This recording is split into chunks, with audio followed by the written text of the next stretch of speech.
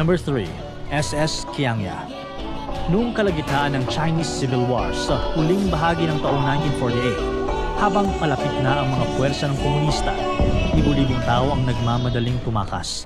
Sa kaguluhang ito, ang SS Qiangya, isang 2,100 na toneladang passenger steamship, ang naging pag-asa ng mga pasahero. Pagmamayari ito ng Shanghai Merchants Group at idinisenyo upang magsakay ng 1,186 na katao. Pero noong December 4, 1948, sa pag-alis nito sa Shiliupu Dock patungong Ningbo, nagkaroon ng overcrowding sa barko.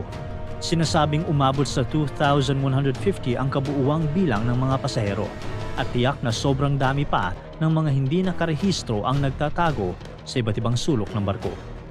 Habang mapayapa ang biyahe ng Qiangya sa layong 50 milya o 80 kilometro mula sa Shanghai, malapit sa bunganga ng Huangpu River, ikinagulat ng lahat ang biglang pagyanig ng buong barko.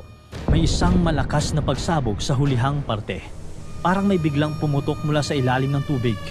Pinaniniwala ang dulot ito ng isang mine na naiwan mula noong World War II na tahimik na nag-aabang sa ilalim ng ilog. Hanggang sa tamaan ito ng SS Qiangya.